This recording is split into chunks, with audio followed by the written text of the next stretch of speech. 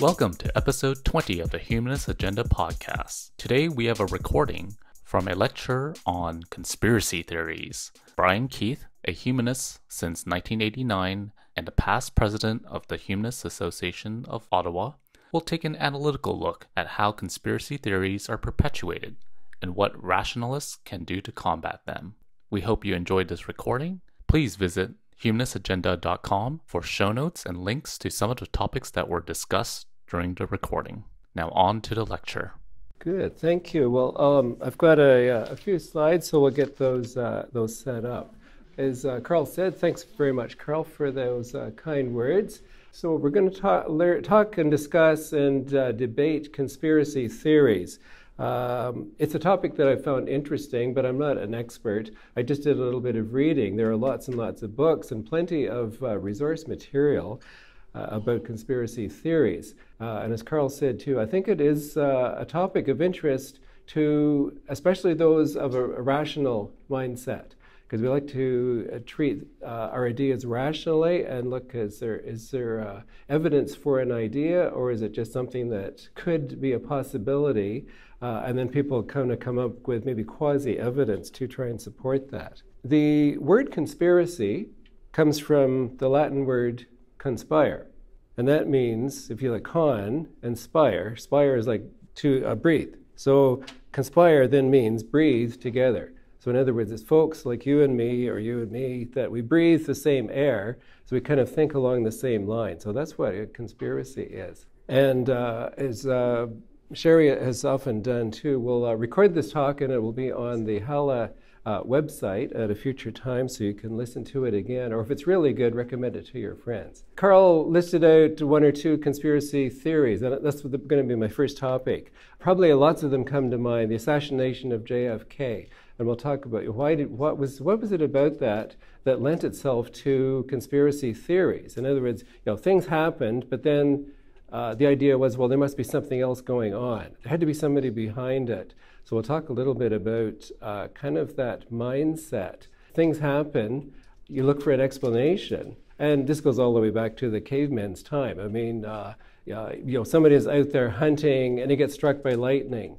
Well, that just couldn't have happened. What caused it? It must have been because he offended the rest of the people, or he, some explanation that in a kind of an easy way makes some sense. Conspiracies can come from all kinds of sources, such as someone gets assassinated. So what I'll present initially, I'm sure you have your favorites.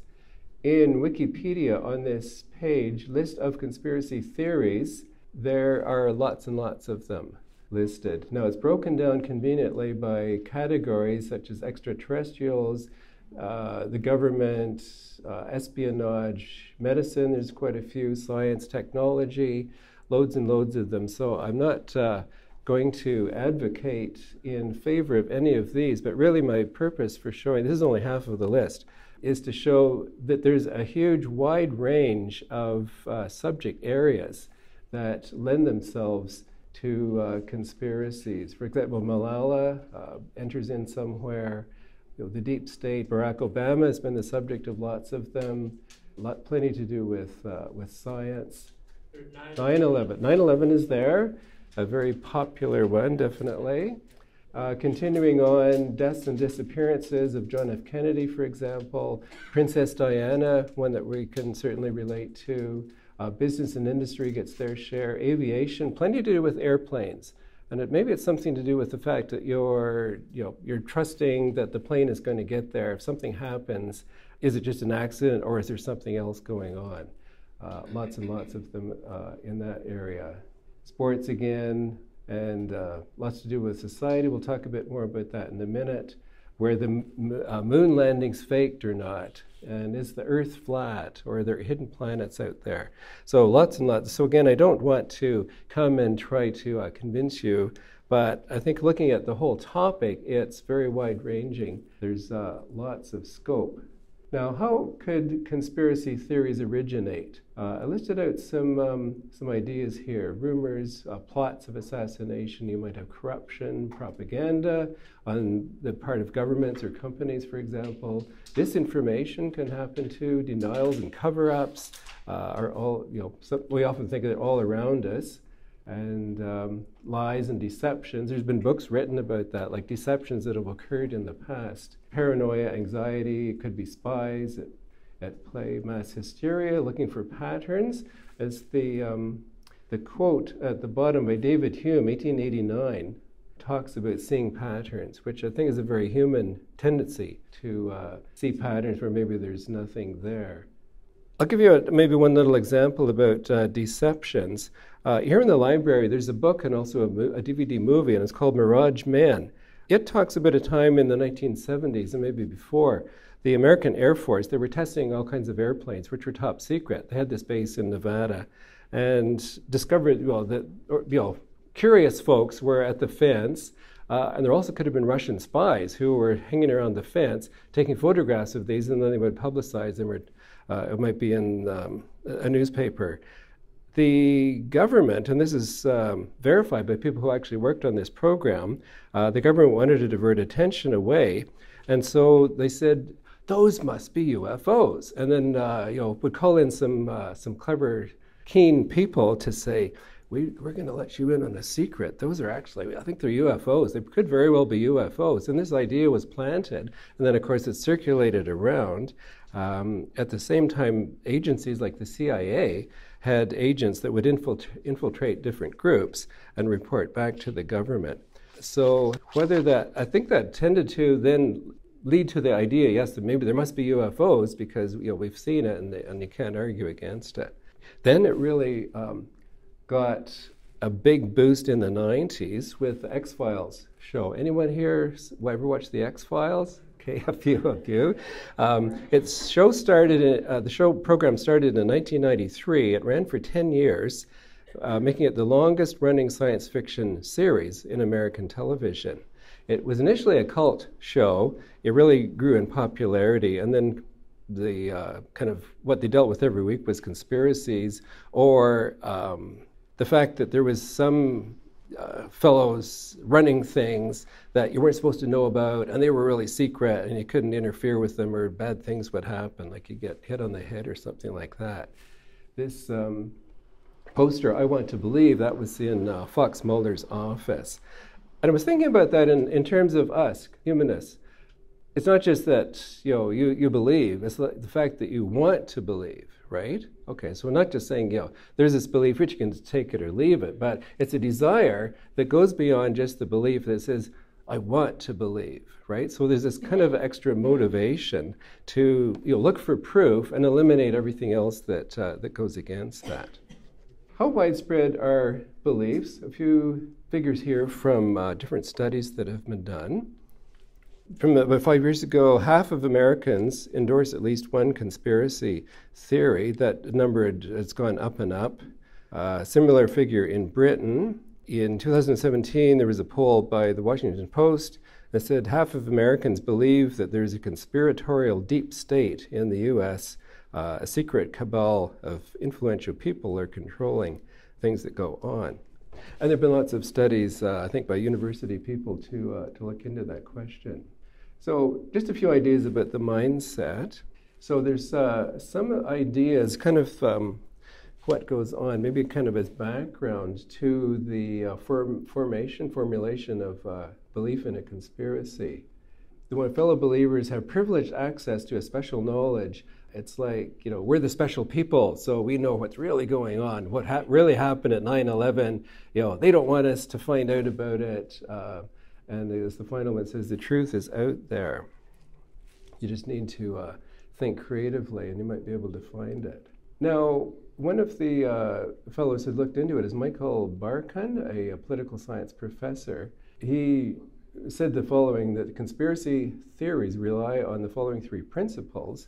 The universe is governed by design. Nothing happens by accident. So this whole point, do things happen by random, or is there something, who's pulling the levers, that things happen on purpose. Secondly, nothing is as it seems, so it's another part of the mindset. And then thirdly, everything is connected. So if you take those three together, you've got kind of a mindset, which I think, can we address that rationally and say, okay, is this really rational to believe those things?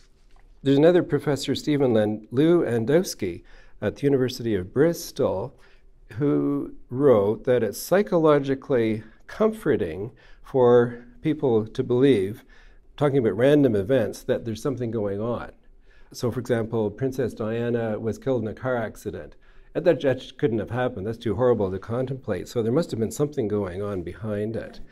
If you believe that way, that somebody is pulling the levers, it gives you, in a way, a sense of certainty and control, right? So there's some certainty, there's some control. The world is unfolding as it should. So the conspiracy theory provides comfort because it identifies a scapegoat and, in the perverse kind of way, makes the world seem like it's operating straightforward, the way that it's supposed to. Jesse Walker, who is another writer, wrote, he's a journalist actually from America. His book was 300 pages long, talking about conspiracy theories, and it's called The United States of Paranoia. He's got 5 different categories of conspiracy theories, and they have to do with enemies. So the first one is the enemy outside. He gives the example of the first settlers in America. The natives who were there were kind of an outside force, that rumors spread around that the natives were jealous or something, and they were going to kidnap the white women and make slaves out of them, or steal them, and they would get married. So it was outside of the group. The enemy within could be witches. One of you may be a witch. So there's some part of the group that looks the same, or zombies, for example. Maybe there are enemies there. Enemies above, powerful people who manipulate events for their own purposes. We see this in America. For example, the Democratic people, the Republicans say that their enemies are puppets of George Soros. Democrats say that their Republican enemies are in the pockets of the Koch brothers. So it's kind of like pointing to influential, powerful people who are manipulating people. The enemy below, on the other hand, is the lower classes who might take over. There could be revolts by slaves or African American folks who feel hard done by. So these enemies below, they're actually, to go with what the vernacular says, they're not quite human. They have an appetite to loot and burn and destroy society. Finally, the fifth one is a bit different, because the benevolent folks are more angelic forces, maybe an angel, sitting here that you can't see, that my talk will go well, improving the world and helping people. So this is quite a good book. Again, this is from the library here. Conspiracy Rising, Conspiracy Thinking and American Public Life. It's written by Martha Lee, and she's a professor in Windsor. And I found this one was quite good because it kind of took the arguments up to a higher level. She talks, part of the first analysis she gives is what the slide is about, a single event or a plot. In the old days, a conspiracy would focus on a single event. And for example, you have Roswell, the UFO crashed and the government took the aliens inside and they're hiding them. Then there was the death of Elvis, or the assassination of John Kennedy, the assassination of further Kennedys, and Martin Luther King, various things like that. So one event which led to conspiracies. Now the next category, a super conspiracy, is more dominant now. And this is the interconnected web of deceptions in which one belief then leads to a second and a third and another one and another one and another one. So there's a whole kind of network of, I don't know, let's say, for example, corporations. I mean, you start with corporations are no good, so they're out to do something, and therefore it's all, our food is poisoned and everything is rigged and this kind of thing. So that's a super conspiracy. And maybe behind it, there's a secret cabal that's running the whole world. There's a whole bunch of examples back through history. So we'll talk about that just for a little bit, not to promote this, but just to kind of discuss some of the ideas underway. The Illuminati, as you probably know, was an actual group founded in 1776 in Bavaria. They wanted to go against the Jesuits. So this society was a group of intellectual fellows who could group together and oppose the religious influence over daily life. So the group included the progressive people. That kind of died away, but before that happened, the group was outlawed by the conservative or Christian critics. The Freemasons was I suppose like a union of stonecutters in England around the year 1700, and it was set up as a club to assist the stone workers who would move from town to town, work on a short contract to build a cathedral or a nice building. And so there was kind of mutual support given. But they had a secret handshake because they had to distinguish, are you a real stonecutter or you're just somebody that says you can do it? So because it was secret, they kind of ran into opposition and being suspect. The Masons, of course, are still continuing on with slightly different structure and methods. One thing that Professor Lee points out is when you think about all these groups like Freemasons or the Illuminati or the Knights Templar, you don't hear an awful lot about them, and you don't hear a lot about the things that they've done, which is maybe that fits into things because it's so powerful. It can engage in intrigues, shaping all kinds of human existence, but we don't really see it. So it's a blank canvas for people like you and me to say, well, we don't understand that. It must be some group like that that's a secret cabal that is in place. So you can project your own suspicions and fears onto to a group like that.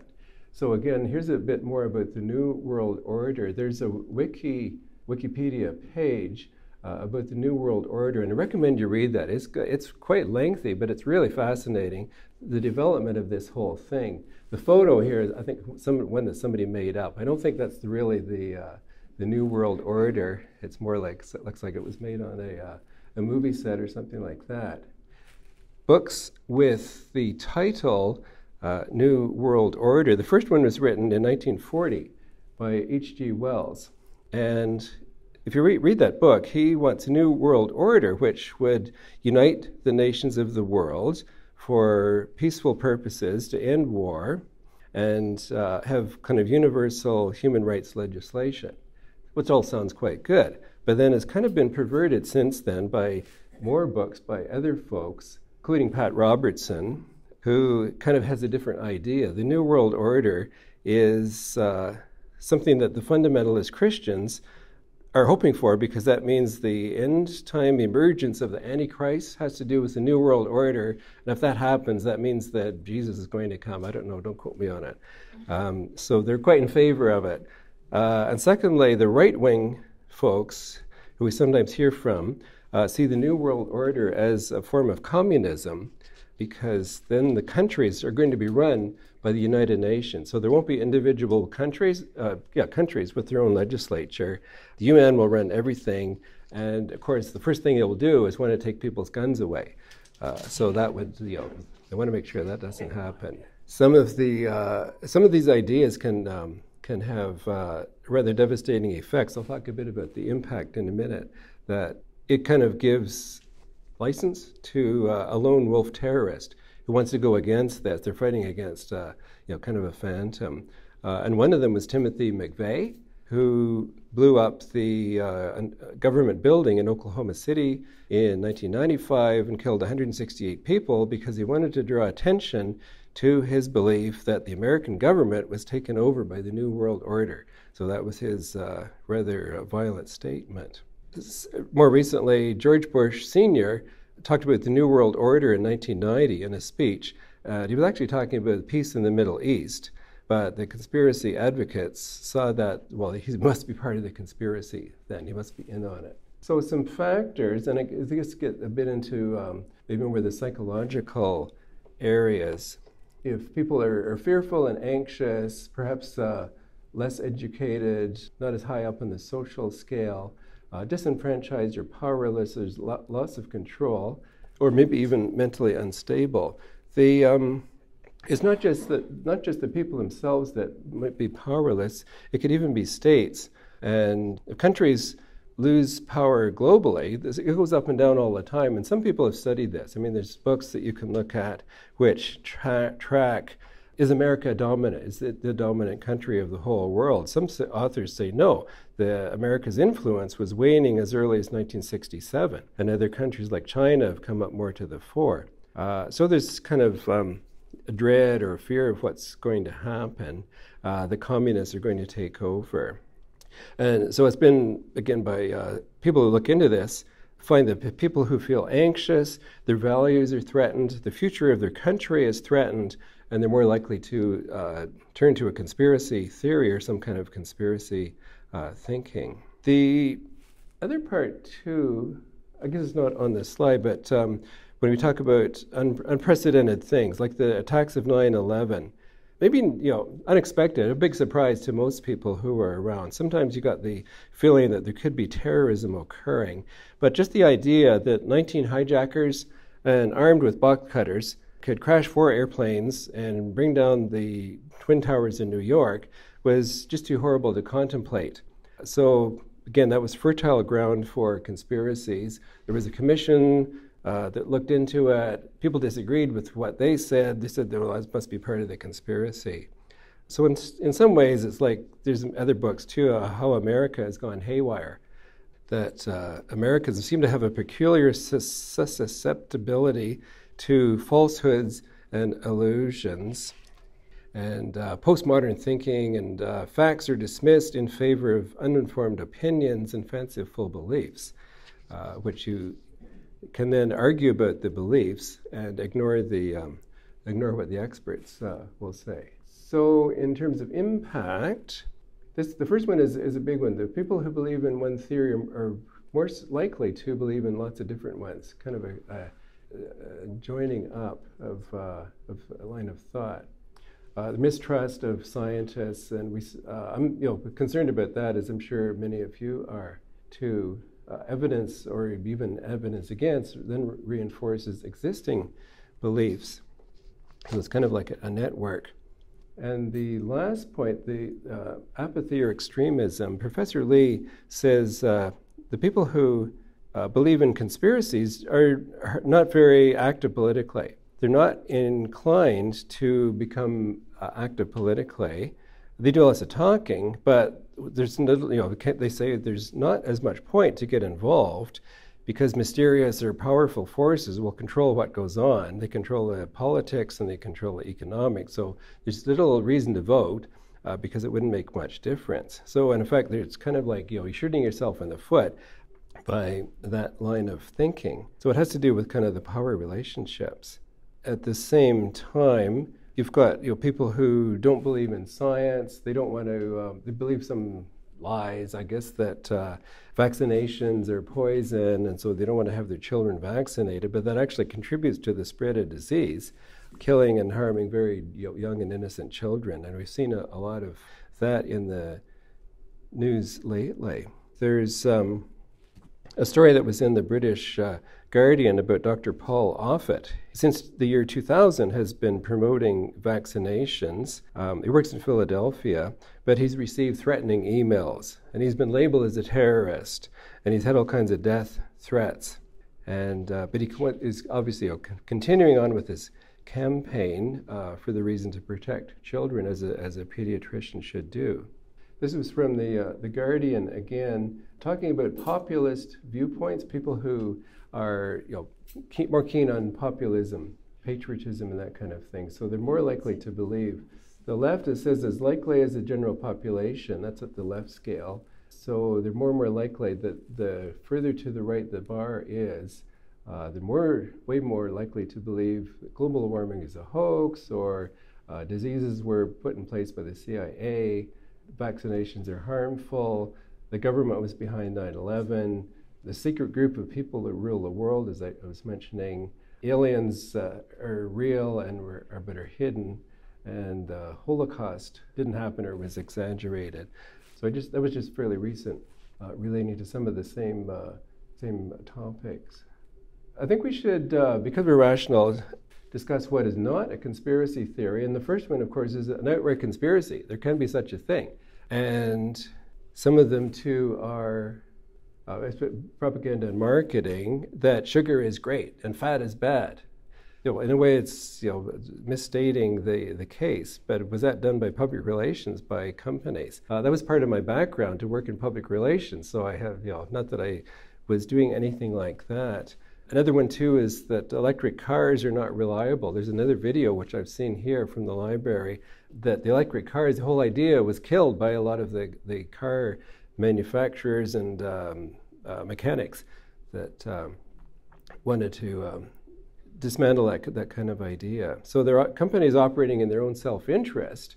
So we can't really say, well, that's a conspiracy. They might warp and put out advertising or lobbying to convince people of a certain line of thought. So it is possibly confusing. And of course, disinformation, lies and deceptions. Carl was talking about the JFK assassination. And the first thing that came to mind, well, it must have been the Cubans, or it could have been the Russians. And you wonder, well, was that something that the CIA or one of the American people put into people's mind? Just because that was part of the kind of the dominant thinking at the time. They had an enemy, they could point to that enemy and say, well, it must have been the Cubans because we don't like them, and everything, they're up to no good. So they must have been behind it. So kind of this is like the disinformation that can kind of get seeded. The last one, pranks. Great fun. You've heard of crop circles. You've seen pictures of the crop circles in Britain predominantly.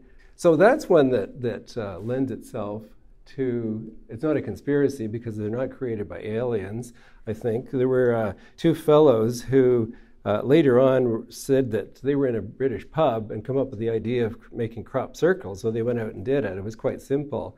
And so this came out about 25 or 30 years later. To say, no, I guess there was nothing to the crop circles. They weren't made by UFOs landing. So the propagation, we can blame or point to various methods or people through history. I've listed just a sampling of a few here. Books, pamphlets, news groups started, so this is going back 20, 30 years now. You have news groups, old conspiracy, or alt-right websites. It's become really much more simple now. In the old days, if you had some idea, then you'd have to write a book or publish a pamphlet and then stand around in the street corner and try and hand it out to people or try and go on the radio. Now, you just need to start a rumor. You can put it online on whatever platform there is and watch it take off like a wildfire. Professor Lewandowski, I mentioned him before, looked into this whole question, and he thought, well, the conspiracy theorists are fairly harmless eccentrics. He thought the believers were amusing. Then he started getting very vicious phone calls and death threats because he was looking into the question. So I hope that doesn't happen to me tonight. Maybe I'll ask for some as an escort. Then he realized, well, there's nothing funny about these people. Now the believers are turbocharged by social media. Their ideas become political weapons. Their ideologies can spread with astonishing speed, and death threats are like the currency. So we look at ones like the Charlottesville, America, the far right. I know it's not a conspiracy, but it's just kind of a way of thinking that can really lead to injury and people getting killed. This book here, I didn't read, but I just thought it was a funny title. Jonathan Kay is a Canadian journalist, and this is in the library here.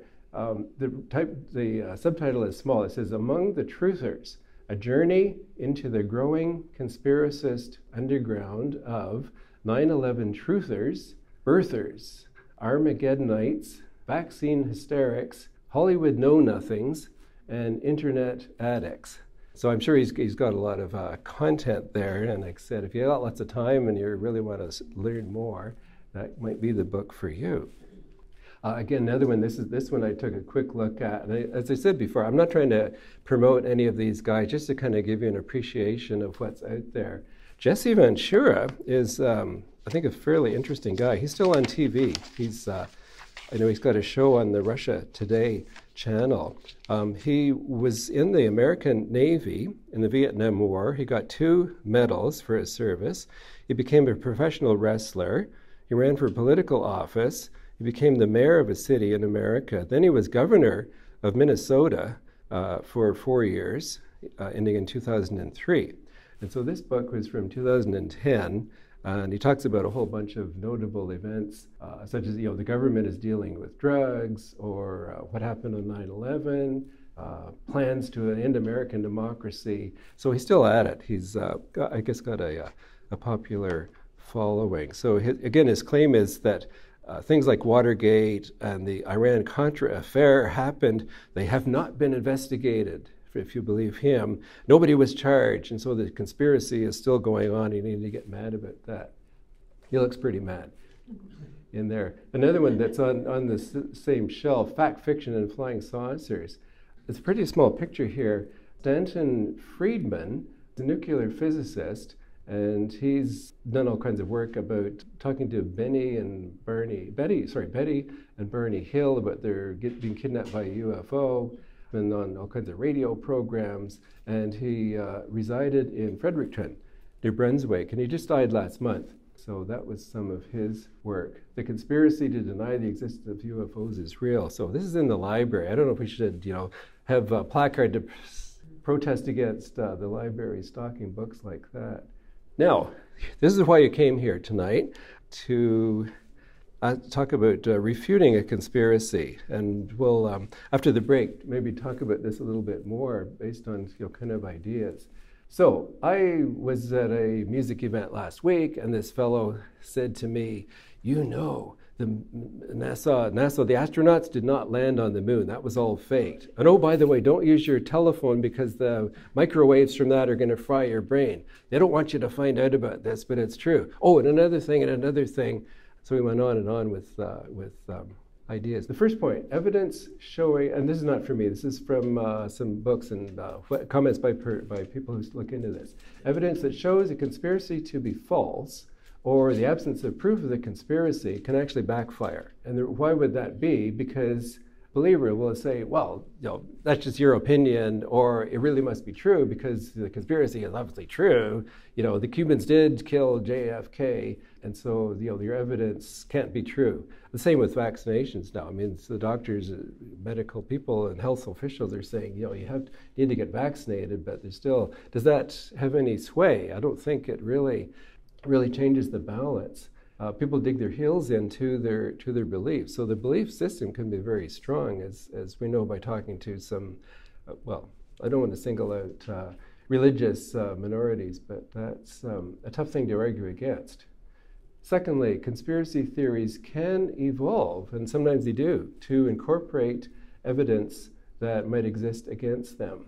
They then become a closed system that's unfalsifiable. Now, we know from rationalist school, can you prove that something is not true? You say, something does not happen. I mean, you can't prove a negative, right? So if I say, the Earth is flat, or astronauts did not go to the moon, can I prove that idea? You have to look for it. Is it falsifiable? So therefore, the conspiracy is a matter of faith and not proof. So you're trying to argue against the great faith in something. You throw evidence from now until kingdom come, but is that going to have any difference? Now, finally, that if the third point is actually a bit more positive, a logical inconsistency, if you point something out, that could make a difference. And a writer that I enjoy reading is Michael Shermer, and he writes in the Scientific American magazine. He's had a column a couple of years ago, When Facts Backfire, Why the Worldview Threats Can Undermine Evidence. And it's a pretty good article, which I can sum up his conclusion of it briefly. If you want to convince people of the error of their beliefs, number one, keep emotions out of the exchange. So don't let it get emotional and argue and start screaming. Secondly, discuss with the person, but do not attack the person. Don't make ad hominem arguments, and don't bring in the name of Hitler, preferably. Or if you do, be sure you know what you're doing. Thirdly, listen carefully. Try to articulate the other position accurately. So that's, shows respect to the other person, even though you may disagree with their beliefs. Show respect, obviously. Acknowledge that you understand why someone might hold that opinion. Okay, so you're sympathizing with the person. Right, then show how changing facts does not necessarily mean changing the worldview. Right, so I can still have this worldview that, that the mafia is running the world, but the fact is, we have elections in Canada, and unless you got good evidence that all the government is run by the mafia, I think we're, maybe agree to disagree. These strategies may not always work to change people's minds, but it help reduce unnecessary divisiveness. And of course, I think it's the big divisiveness that we want to guard against. Okay, I'm getting near the end. So again, another one on what can be done. Speaking truth to power. Now, we've heard a lot about that. What does that really mean? Speak truth to power. Various ideas. And I don't have the answer myself, but that's anything. Like, where do the ideas come from? Is this something that you have just gotten from somebody that you've never met off of the internet? Or is this something from your own experience? And who's the powerful force? If you see something, a piece of propaganda, for example, can you tear it apart? Question authority. Now, that's become, I think, another byproduct of this whole thing over the last 30 years or so. The next one as well, demanding greater transparency. For example, Roswell put in the idea that the government was covering something up. So people are now sensitive to a government cover-up. Right, so something may happen. So I think that it puts the onus on politicians now. They need to be quite a bit more forthright. They can't just sort of beat around the bush and make these extravagant claims, but to explain things with facts and figures much better. So it has put them a little bit on the defensive, and in a way, I think that is a positive thing. The next one, searching for truth. You can debate about things. Look at alternative media. And as much as you like Fox News, I mean, there are other media sources there. Learning about fallacies and fallacious thinking is good. The way arguments can be constructed, I mean, invalid arguments like ad hominem or straw man or that kind of thing. Looking at evidence, does the theory make rational sense, or is it just something that looked as if it did? And next, visit and support Snopes.com. That's one site that I look at to debunk some of the ideas that you see. They get passed around. A lot of the memes are just too ridiculous to, maybe a grain of what could be a possibility, but it just seems ridiculous. So look at Snopes and see, is that really true, or is it just something that somebody faked a photograph? And encouraging the rational mindset. We do everything within our power to convince young people, children, to think rationally, look at facts, demand proof before putting their beliefs up there. Here's just a screenshot of Snopes, www.snopes.com, and just some ideas. Very good site. So lots of stuff, at least 10, 20 new new sections every day of ideas that are being passed around, and is there anything to them? One other little factoid that I've run into, and I think you'll enjoy this. You all know the singer and actress Barbara Streisand. There's idea, and it's called the Streisand effect. This is you can look it up on Wikipedia. It's under Streisand effect. This gets into the question, if somebody has some news or some information or pictures that you don't want put out there, can you suppress them? Or is that going to work, that you can suppress things? I think if you have the best PR agency in the world, maybe. But what's happened is known as the Streisand effect, that people will smell a rat. There's got to be something there. Why do they want to cover this up? And the reason that was I think she had a party at her house or a wedding or something like that, and there were helicopter pictures. And so she didn't want anyone to see that because it's invading her privacy, which I think is probably something we can relate to. People smelled a rat, they spread, the word got around, the pictures were passed around, and they were published on the internet, and any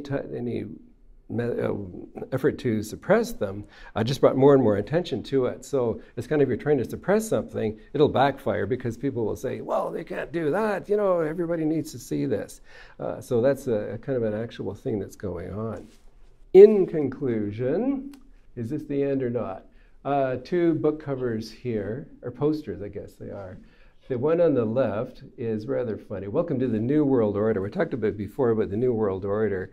And so this is someone's depiction of Donald Trump and Mr. Putin and Mr. Kim Jong-il riding on a bomb, very much like Dr. Strangelove.